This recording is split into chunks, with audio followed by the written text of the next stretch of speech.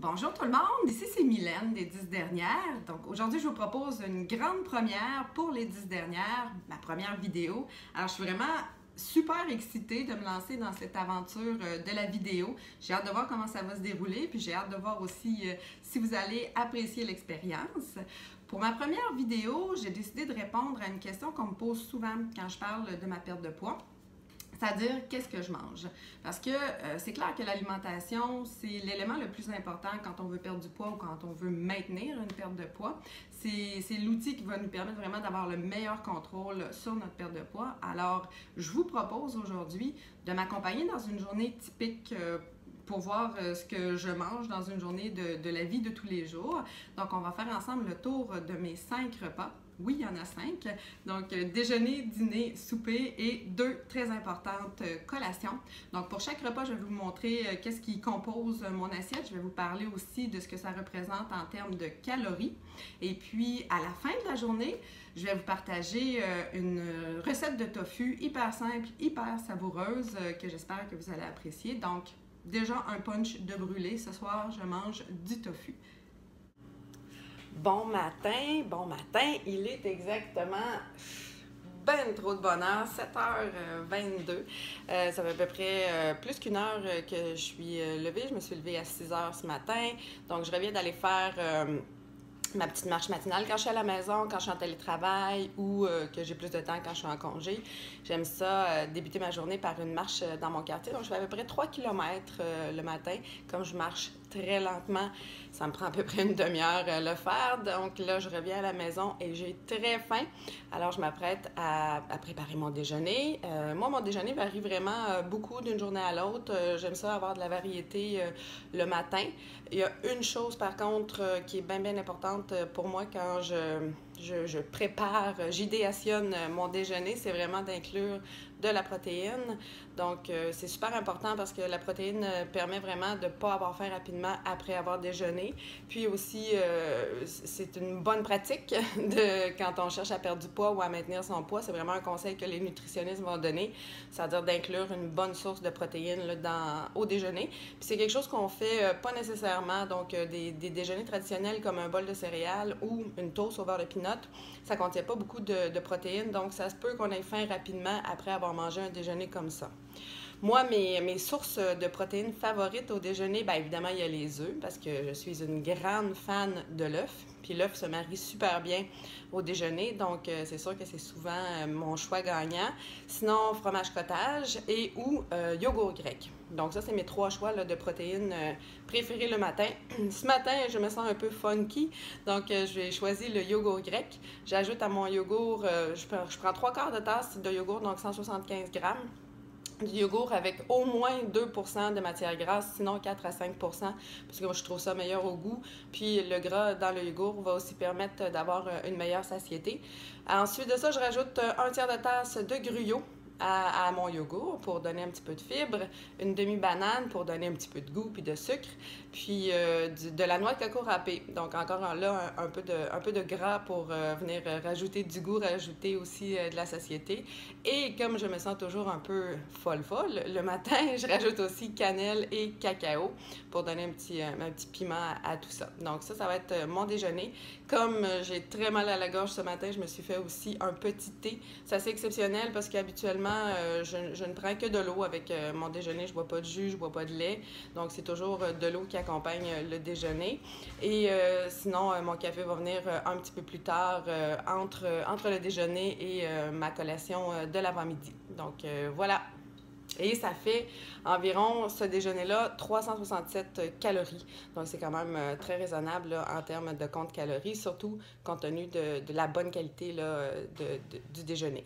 Donc, on se retrouve à la collation. Donc, voici la recette du gruyot matinal. Je commence par mettre le bol dans lequel je fais mon gruyot sur la balance électronique. Et donc là, le poids est à 0.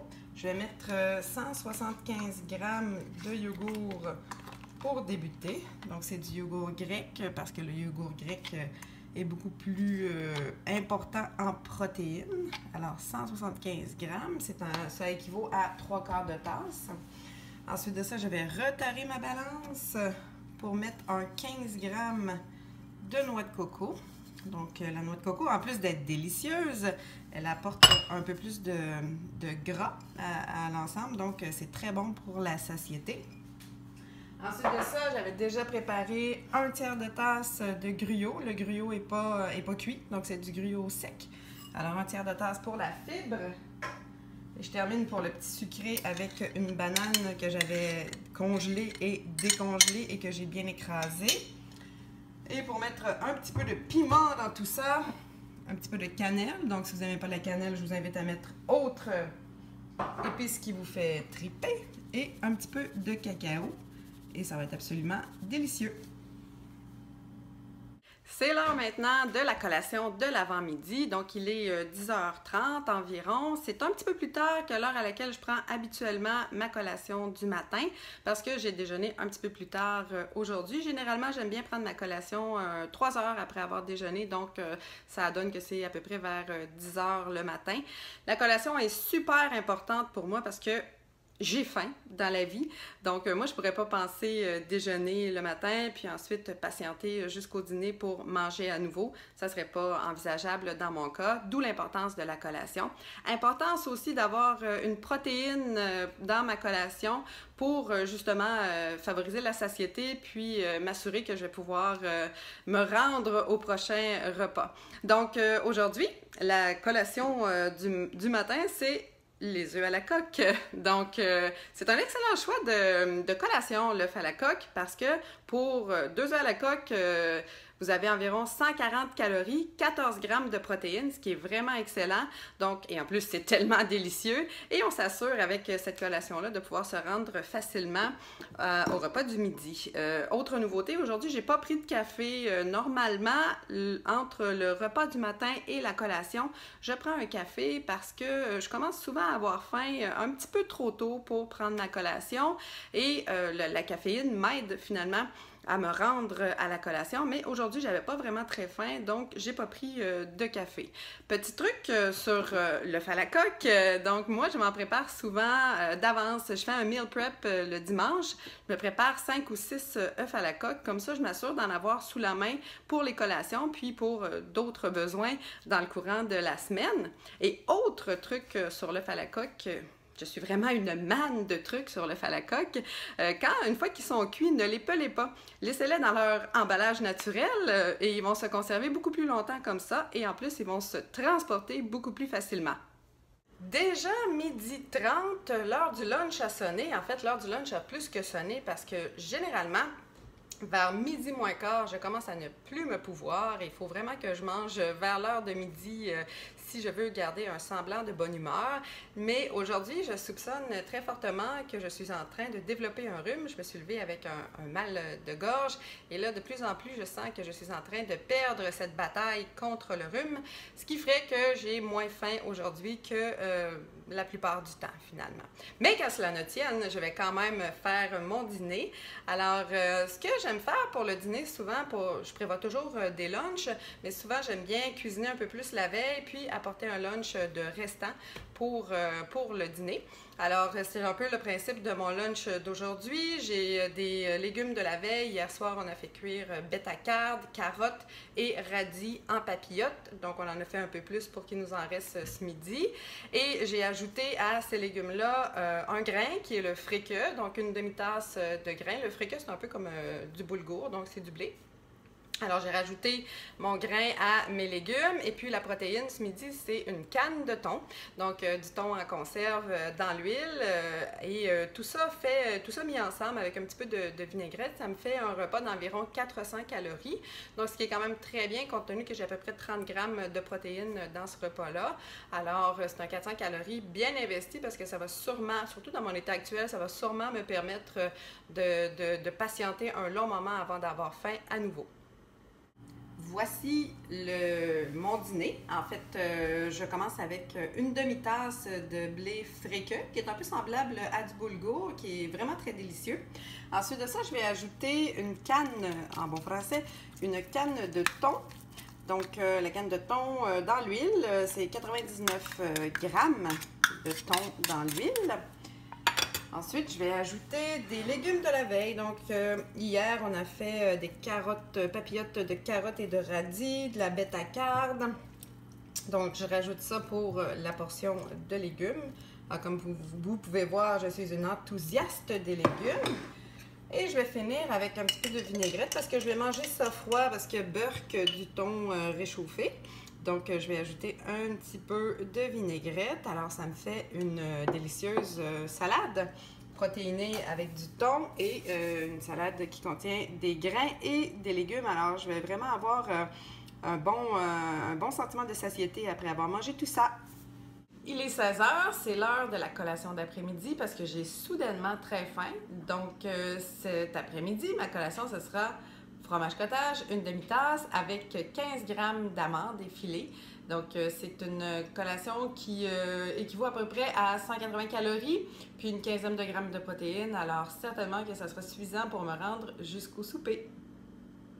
Comme promis, on est rendu enfin à ma partie préférée, c'est-à-dire la recette de tofu hyper simple, hyper savoureuse. Donc, c'est une recette, moi, que j'utilise vraiment à toutes les sauces. J'en prépare d'avance quand je fais mes meal prep le dimanche.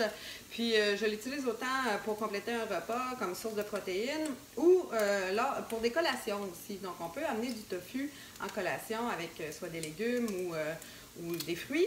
Et ça fait vraiment une super bonne collation. Alors, c'est toujours pratique à avoir ça sous la main. Ce que j'aime de cette recette-là, c'est que c'est une recette qui prend vraiment pas beaucoup de temps à faire. Parce que moi, j'aime pas ça passer beaucoup de temps dans la cuisine, même si j'aime ça bien manger. Donc, vraiment, c'est une recette super gagnante. J'espère qu'elle va vous plaire.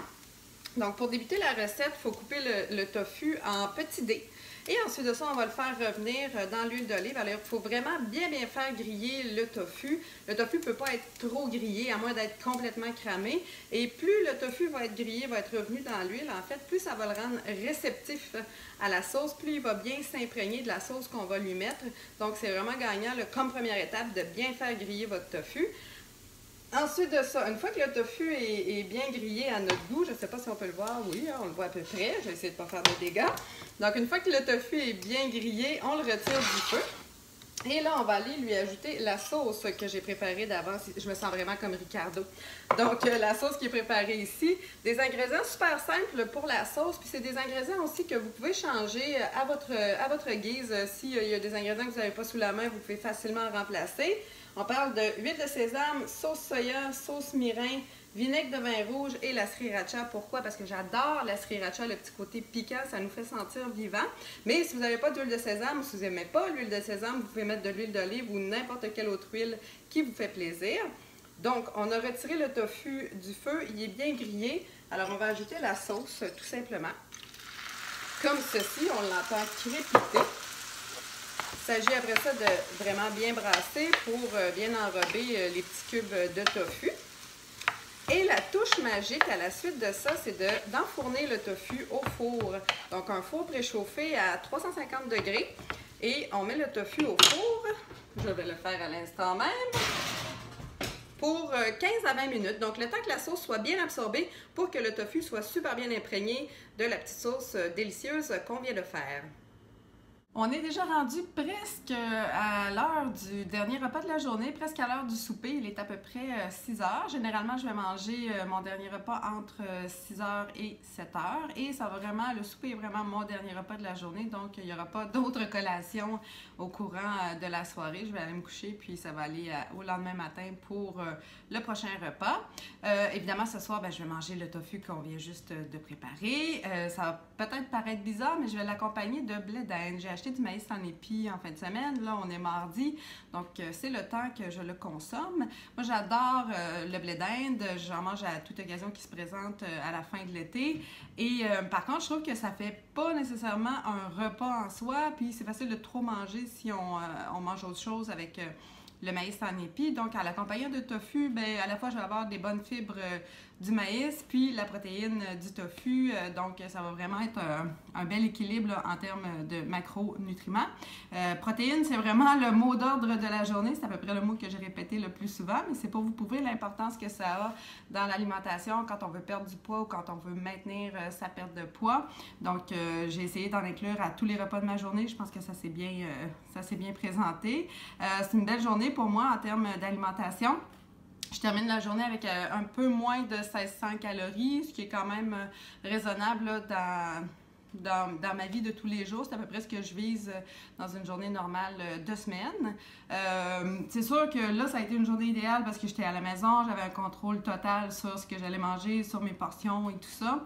Par contre, c'est certain qu'il y a des semaines ou même des journées où ça va moins bien. Il y a des semaines où je suis plus au resto, je suis à l'extérieur de la maison, j'ai moins le contrôle sur ce que je vais manger. Il y a des fois où je me donnerais des médailles parce que mon alimentation est vraiment où je veux qu'elle soit. Il y a d'autres fois où j'ai l'impression que mes bonnes habitudes sont vraiment du passé. Donc, il faut juste être conscient que ça arrive à tout le monde. On a tous des bons moments, on a tous des moins bons moments. Ce qui est important, c'est de continuer à progresser vers notre objectif. Puis, finalement, se rappeler toujours que la perte de poids ou le maintien du poids, c'est un marathon, ce n'est pas un sprint, alors c'est normal qu'il y ait des moments un peu moins hauts. Donc, je vais revenir aussi sur cette expérience de première vidéo. Moi, j'ai vraiment beaucoup aimé mon expérience. Je ne pensais pas aimer autant ça, mais c'est vraiment positif pour moi. Alors, je vous invite à commenter, à liker, à partager si vous avez aimé. Laissez-moi vos commentaires. Dites-moi ce que vous avez aimé. Dites-moi ce que vous avez moins aimé. Dites-moi ce que vous aimeriez voir. Parce que si l'expérience est positive pour vous aussi, ça se pourrait qu'il y ait d'autres vidéos à venir sur le blog. Donc, je vous invite aussi à aller visiter les10dernières.com. Puis, je vous dis à la prochaine.